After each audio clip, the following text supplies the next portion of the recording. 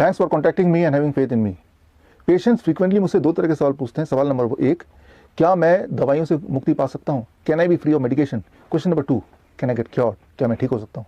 आज इस वीडियो के जरिए मैं आपको इन दोनों सवालों के जवाब देना चाहता हूँ। 80% of my patients are able to get themselves free of all the medication and they are able to get cured also.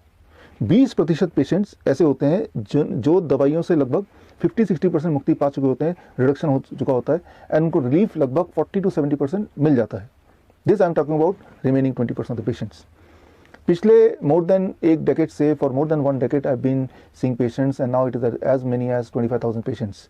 इनमें ज़्यादातर पेशेंट डायबिटीज़ के या उससे जुड़ी हुई बीमारियां जैसे heart disease, high blood pressure के हैं, and of course substantial number of patients are also of suffering from cancer and thyroid, bone disease, digestive disorder. मैंने ये देखा है कि चाहे वो कैंसर की बात करें या हार्ट डिजीज़ की बात करें, दोनों का जो रेगुलेटिंग फैक्टर है वो एक ही है। बॉडी का mechanism which causes heart disease and the mechanism which causes cancer, that is same, that is one regulatory part of the body.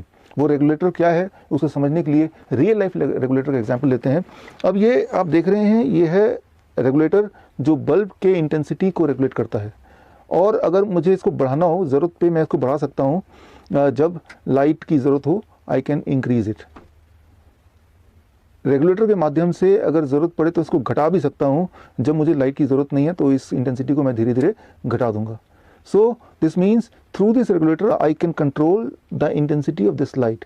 Similarly आपके बॉडी में भी एक रेगुलेटर है जिसको हम बोलते हैं angiogenesis.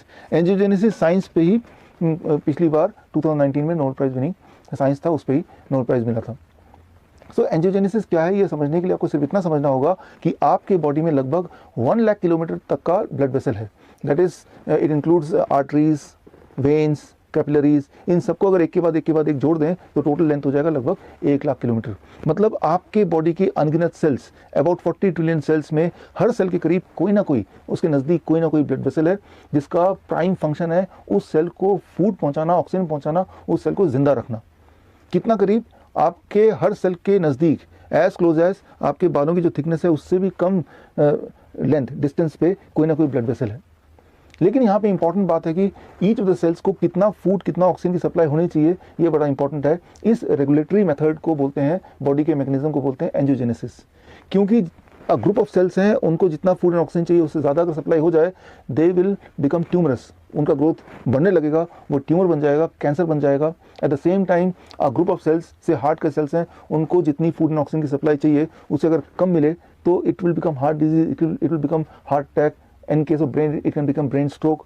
So the supply of food and oxygen अगर वो बढ़ता है, ज़रूरत से ज़्यादा होता है तो भी वो बीमारी बन जाती है, ज़रूरत से कम होता है तो भी बीमारी बन जाती है। ज़रूरत से ज़्यादा होगा तो it can become cancer, it can become obesity, it can even become blindness. ज़रूरत से कम सप्लाई होगा तो it can become heart disease, it can become brain stroke, even it can become erectile dysfunction. So ये तभी होता है जब आपका जो रेगुलेटरी सिस्टम है, दैट इज एंजियोजेनेसिस, वो ब्रेकडाउन हो जाए, वो ख़राब हो जाए। जब वो ख़राब होगा तो आपकी बॉडी की स्थिति क्या है, वो ओवर सप्लाई की सिचुएशन में है या अंडर सप्लाई की सिचुएशन में है, वो बॉडी के किस अंग में ज़्यादा सप्लाई हो रहा है, किस अंग में कम सप्लाई हो रहा है, किस ग्रुप ऑफ सेल्स में, उस पर निर्धारित होता है कि आप कौन सी बीमारी आपको अट्रैक्ट करते हैं। ऐसे में आप क्या करते हैं, आप डॉक्टर के पास जाते हैं, आप दवाइयाँ लेते हैं। याद रखिए, दवाइयाँ कभी भी बॉडी के रेगुलेटर को ठीक नहीं करती है। दवाई एक मास्क की तरह काम करती है, वो हाइड कर, सिम्टम को हाइड करने का काम करती है, जिससे